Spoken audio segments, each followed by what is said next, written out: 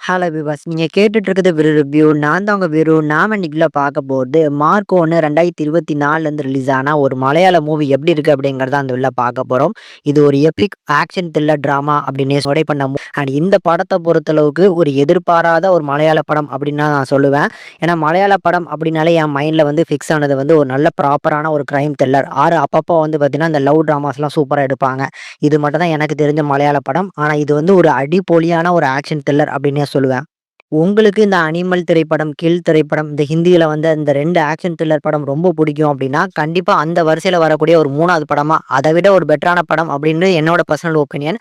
ஆனா நீங்க படம் பார்த்துட்டு உங்களுக்கு எப்படி அந்த 2 படத்தோட இது சூப்பரா இருந்துச்சா எப்படி அப்படிங்கிறத கமெண்ட்ல சொல்லுங்க. இப்ப டீட்டெயிலான ரிவ்யூக்குள்ள போயிரலாம். வீடியோக்குள்ள போறதுக்கு முன்னால நம்ம சேனலுக்கு ஃபர்ஸ்ட் டைம் வந்திருந்தீங்க அப்படின்னா, மறக்காம லைக் பண்ணி, சப்ஸ்கிரைப் பண்ணி சப்போர்ட் பண்ணுங்க. இப்ப வாங்க கதை என்ன அப்படிங்கிறத ஃபர்ஸ்ட் பாத்தரலாம். படத்தோட கதைய பொறுத்தளவுக்கு ஒரு சிம்பிளான ஒரு அவுட்லைன்ல இருந்து தான் படம் ஸ்டார்ட் ஆகுது. ஒரு கோல்டு ஸ்மக்லிங் பண்ணக்கூடிய ஒரு சிண்டிகேட்ட சேர்ந்த மார்க்கோ அப்படிங்கிற அவரோட பிரதர் தான் வந்து அந்த ஸ்மக்லிங்க்கே வந்து ஒரு பெரிய புள்ளியா இருக்கிறாப்ல.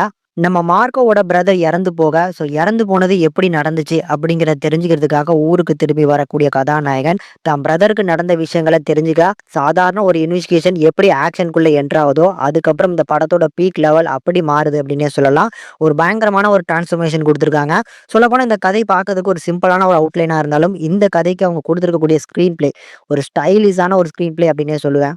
இந்த ஸ்டைலிஷான அந்த ஸ்க்ரீன் பிளேக்கு ஒரு மேசிவான சப்போர்ட் குடுத்திருக்கு அப்படின்னா, இந்த படத்தோட பேக்ரவுண்ட் ஸ்கோர் அண்ட் பிஜிஎம்ஸ் தான். அது கண்டிப்பா நம்ம ரவி பசூர் தான். கேஜிஎஃப் படத்துக்கு அப்புறம் இந்த படத்துல அவர் போடக்கூடிய அந்த பிஜிஎம்ஸ்லாம் வேற லெவல்ல வந்திருக்குன்னே சொல்லுவேன். தென் ஆக்ஷன் கோரியோகிராஃபிக் அண்ட் ஸ்டண்ட் கோரியோகிராஃபிக் என்னமா மிரட்டி விட்டுருக்காங்க. ஆக்ஷன் லவ்வரா இருந்தீங்கன்னா, கண்டிப்பா இது ஒரு தியேட்டர் மெட்டீரியல் மிஸ் பண்ணாம பாருங்க. நான்லாம் கேஜிஎஃப் 1 வந்து பார்த்தீங்கன்னா, எதுக்காக வந்து தியேட்டர்ல பார்க்காம விட்டுட்டோமோ அப்படின்னு ஃபீல் பண்ணேன். ஆனா கேஜிஎஃப் 2 அதுக்கு சேர்த்து வச்சு 2 டைம் பார்த்தேன். அந்த மாரி தான் இந்த படத்துல இருக்கக்கூடிய ஆக்ஷன் சீக்வென்ஸ் வந்து தியேட்டர்ல பார்த்து என்ஜாய் பண்ற மாரியான ஒரு வொர்த்தபிளான மெட்டீரியல் கண்டிப்பா ட்ரை பண்ணணும். இப்ப அப்படி பெர்ஃபார்மன்ஸ் சைடு வந்தோம் அப்படின்னா, படத்தோட கதாநாயகனா உன்னி முகுந்தன். சூப்பரான பெர்ஃபார்மன்ஸ் கதைக்கு அடாப்ட் பண்ற மாரியான ஒரு பெர்ஃபார்மன்ஸ பண்ணி குடுத்திருக்காரு. சொல்லப்போனா இந்த படத்து மூலமா நெறைய ஃபேன்ஸ கண்டிப்பா அவர் பக்கம் இழுத்திருப்பாரு அப்படின்னு நான் ஹானஸ்ட்டா சொல்லுவேன்.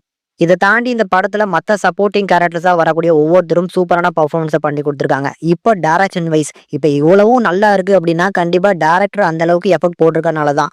அந்த வகையில இந்த படத்தோட டைரக்டரான ஹன்சிப் அதானின்னு நெனைக்கிறேன். பேர் கரெக்ட்டா உச்சரிக்கிறானான்னு தெரியல.